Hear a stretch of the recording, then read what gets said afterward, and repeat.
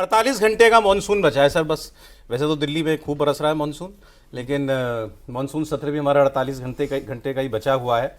और इन 48 घंटों में कुछ हो पाएगा जो अभी तक नहीं हो पाया, कोई चर्चा हो पाएगी, चाहे स्टूडेंट्स के मुद्दे पर करनी हो या राम मंदिर के मुद्दे पर, वॉटएवर, या सरकार जो बिल पास नहीं करा पाई उसमें से कोई बड़ा बिल वो पास कराएगी, एफसीआरए का, डिलिमिटेशन का, महिला आरक्षण का, लगता नहीं है। बाकी खबर अभी मेरे बगल में बैठी है, भी आ जाएगी आपके पास सर। तो पहले खबर ही ले लें सर। हाँ, पहले खबर ले लें। जो नहीं हो पाया 3 हफ्ते में, अब अंतिम 2 दिनों में क्या उम्मीद करें? जैसे एफसीआरए को लेकर वो जेपीसी में जा सकती है, बस ये उम्मीद करें, इसके अलावा कुछ और इसमें बाकी जो दोनों बिल था वो रिजर्वेशन का, डिलिमिटेशन का, वो तो नहीं होगा। एफसीआरए को जेपीसी में भेजने के मसले पर भी देखें तो शुरू में कांग्रेस पार्टी के लोग इस बात को कह रहे थे कि इसको जेपीसी में भेज देना चाहिए, इसको पास नहीं कराना चाहिए, और जेपीसी में एक बार जब जाए उसके बाद फिर जब दोबारा आए तो उस पर देखेंगे। सरकार की तरफ सरकार इस पर बहुत सीरियस थी, तो इसमें आप देखें तो लोकसभा अध्यक्ष ने एक तरह से बातचीत की, उसके बाद संसदीय कार्य मंत्री किरण रिजिजू जी ने बात की राहुल गांधी से, और राहुल गांधी से गृहमंत्री अमित शाह की भी कुछ बात कराई गई, ये सोच के कि हाँ कि भाई अगर आपको कोई भ्रम हो इस बिल को लेकर, और क्योंकि आप जहाँ से सांसद आते हैं, अब प्रियंका गांधी जहाँ से आती हैं, केरल में जहाँ आपकी सरकार है, वहाँ अगर भ्रम फैल रहा हो तो उस बात को लेकर भी आपका भ्रम दूर किया जा सकता है। पहले आप वायनाड से सांसद भी रहे हैं, लेकिन राहुल गांधी एकदम से उस पर कोई भी उसके निटी-ग्रिटी में बिल के जो प्रावधानों वगैरह पे बातचीत करने को वो तैयार नहीं, तो उनका स्टैंड जो जैसा था वैसा ही रहा। तो अब सरकार इसको, अब कांग्रेस पार्टी का ये है कि नहीं, जेपीसी में भी इसको नहीं भेजना है, तो विड्रॉ करो इसको, विड्रॉ करो। और जब स्पीकर की तरफ से ये इस बात को कहा गया कि सत्ता पक्ष ये चाह रहा है, तो उन लोगों ने वहाँ भी इस बात को मना किया, और केशव वेणुगोपाल ने तो बाद में आगे इस बात को कहा भी कि हमसे ऐसा कहा गया था लेकिन हम लोग इसके लिए तैयार नहीं है। लेकिन सरकार उसको विड्रॉ करने की स्थिति में तो बिल्कुल ही नहीं है, उसको वो जेपीसी में ही भेजने। लेकिन आपने तो खबर देगी राहुल गांधी और की अमित शाह से भी बात कराएगी एफसीआरए को लेकर। हाँ, सोर्सेस से हमें जानकारी मिली कि एफसीआरए बिल को लेकर की बड़ी बात है कि भाई अगर आपको इसके प्रावधान को लेकर अगर आपके अंदर कोई भ्रम हो तो आप समझ लीजिए। अभी ये इन 2 लोगों की खबर दे रहे हैं देवेंद्र जी सोर्सेस से कि इन दोनों के बीच भी शायद कुछ बात हुई अमित शाह जी के और राहुल गांधी जी के, क्योंकि राहुल गांधी जी की पार्टी अमित शाह जी लापता के पोस्टर लेके घूम रही थी, और आज बीजेपी वाले जो है वो राहुल गांधी जी, राहुल भागना मत के पोस्टर लगा करके घूम रही। गजब मामला चल रहा है हमारी पार्लियामेंट में आज तो। एक जगह मतलब लिटरली ऐसा लगा जैसे धक्का मुक्की हो जाएगी दोनों पक्ष के बीच में सामने आ गए एकदम से। और उसमें जो सिक्योरिटी वाले थे वो एकदम सैंडविच बनते हुए नजर आ रहे थे, सिक्योरिटी वाले पर्सन। और उसमें पवन खेड़ा तो जिस तरीके से चले गए थे, एकदम से वो नज़दीकी चले गए थे, तो वहाँ पर अगर बीजेपी में भी कोई एनडीए का कोई सांसद पवन खेड़ा के टेम्परामेंट का होता तो जिस तरह की भाषा का इस्तेमाल कर रहे थे, फिर मामला दुबे जी तो होंगे कहीं ना तो नहीं, दुबे जी तो खैर बीजेपी के हर आदमी के हाथ में प्ले कार्ड था, हर आदमी के हाथ में, क्योंकि कल ये तय कर लिया गया था मेरे ख्याल में, जो शाम को प्रेस कॉन्फ्रेंस आई ना राहुल गांधी की उसके बाद, कि भाई अब लिहाज नहीं करना है। राहुल गांधी ने जैसे कल कहा ना कि अमित शाह मेरे सामने नहीं खड़ा हो पाएगा, हमारे सामने खड़ा नहीं हो पाएगा, तो वो जब नड्डा जी भी आए तो उनकी बातों से भी बिल्कुल उनकी टोन में भी वो था कि तुम राहुल गांधी अब भागना मत। तो वो क्लियर था कि भाई अब ये कोई लिहाज नहीं है इसमें, खुल के बिल्कुल आ गई थी। अब इसको देखिए, इस सत्र को देखने को मतलब मापने के 2 पैमाने हैं सर। सरकार के नजरिए से ही देखते हैं, क्योंकि ठीक है स्कोर सरकार को ही करना था, क्योंकि सरकारी बिल लेकर के आने वाली थी, बड़े बड़े बिल लेकर के आने वाली थी। तो एक तो जो वो विधायी काम करना चाहती थी वो नहीं कर पाई, तो क्लियर दिख रहा है, डिलिमिटेशन, रिजर्वेशन, व्हाटएवर, ये भी एफसीआरए भी नहीं हो पाया। एक नजरिया तो ये है देखने का, तो ये ऑपोजिशन कह सकता हमने स्कोर किया। दूसरा, ये सत्र जिस नोट पे शुरू हुआ 20 जुलाई पहला दिन, वो सरकार के लिए कितना, मतलब ऑपोजिशन ने कितना बैकफुट पर सरकार को कर दिया था, स्टूडेंट प्रोटेस्ट सब कुछ। अगर आप उस नजरिए से देखें तो आज वो थोड़ा धुंधला पड़ता हुआ दिखाई देता है। हो गया ना, 3 हफ्ते हो गए उसको, 4 हफ्ते होने वाले हो गए। झारखंड भी तो आ गया ना, अब झारखंड भी आ गया उसके अंदर कल से।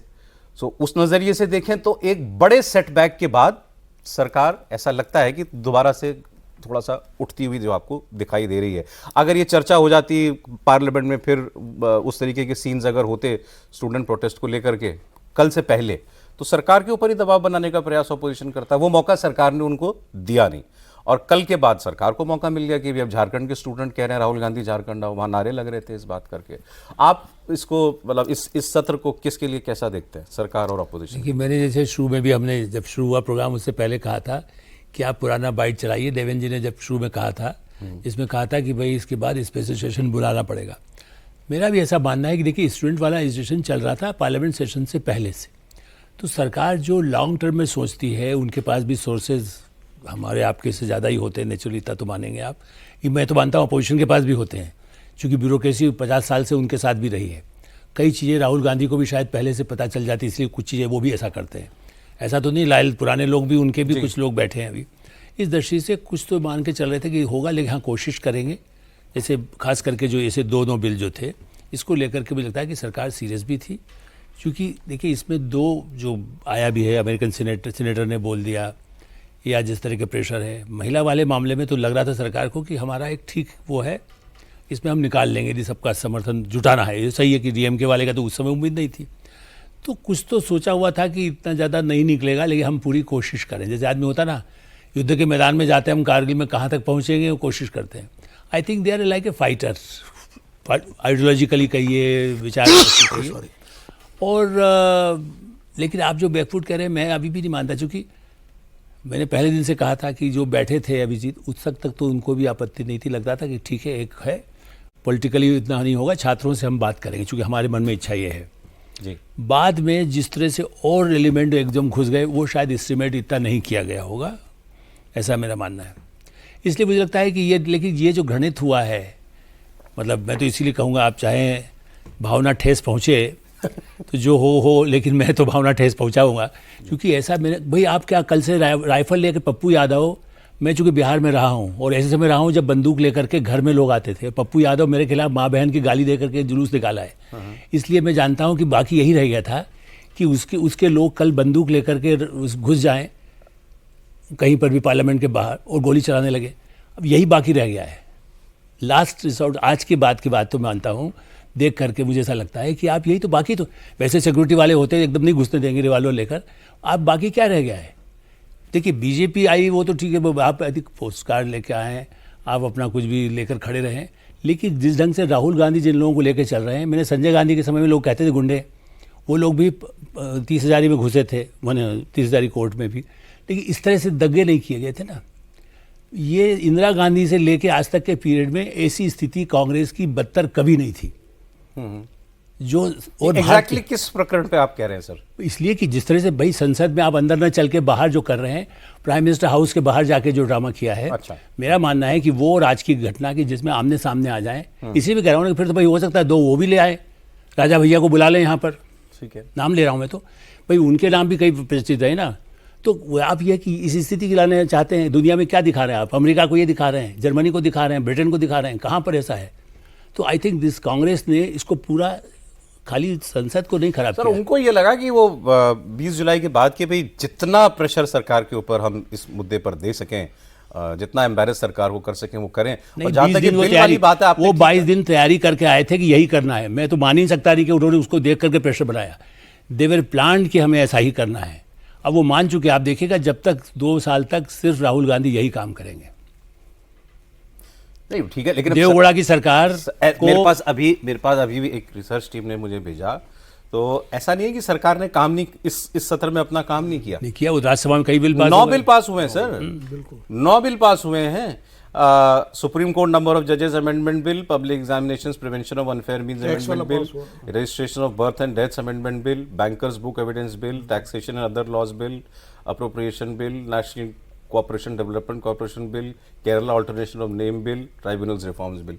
बिल तो पास हुए हैं। ऑल्दो ये भी डेटा दे देना चाहिए साथ में कि 9 बिल जो पास हुए हैं इस सत्र में, ये कुल 50 मिनट में पास हो गए 9 बिल। खाली चर्चा उस पे हुई है, वो जो पेपर लीक वाले पे केवल उस पे एक दिन की चर्चा वो हुई थी। मगर ये ठीक है कि सरकार के पास ये बड़े बिल पास कराने के लिए ऐसा तो है नहीं कि कोई डेडलाइन थी कि इसी में करा पाओगे तो हो पाएगा, नहीं तो आगे भी प्रयास कर। तो लिस्टेड भी नहीं था भाई। हाँ, डिलिमिटेड वो तो हम लोग चूंकि मान रहे थे कि सरकार अपना जिस तरह से एफर्ट कर रही है कि लेके आएगी, वो लिस्टेड ही नहीं था। इसका मतलब सरकार ये देख रही थी कि हमारे पास नंबर होंगे तभी हम लाएंगे उसको, नंबर अगर नहीं होंगे नहीं लाएंगे। तो वो घोषित एजेंडे में नहीं था डिलिमिटेशन। और वो वन नेशन पहले ही कमेटी का वो हो गया था, सत्र से पहले ही हो गया था कि वो इस सेशन में नहीं आएगा। तो मेन जो मामला है FCRA बिल का है, जो लिस्टेड था और जो अभी नहीं हो पाया। जिसको आप कह सकते हैं। मैं इसलिए डिलिमिटेशन वाले को नहीं मानता कि जब वो लिस्टेड ही नहीं है तो हम अपनी तरफ से क्यों उसको, वो एक्चुअली हमारी चर्चाओं में बहुत हमारी चर्चाओं में ही था वो। हाँ। सरकार की सरकार तैयारी में थी, ऐसा संकेत भी दे है। रही थी, मतलब कि वो कुछ भाई देखिए जिस तरह से सुप्रिया सुले का बयान आया कि हम बिल देखेंगे, डीएमके वालों का बयान आया, सरकार रीच आउट कर रही थी और नंबर भी हो गया था, जिससे कुछ नंबर बढ़ गया था भाई, तृणमूल वाले आ गए थे, तो इस तरह से लग रहा था कि आएगा।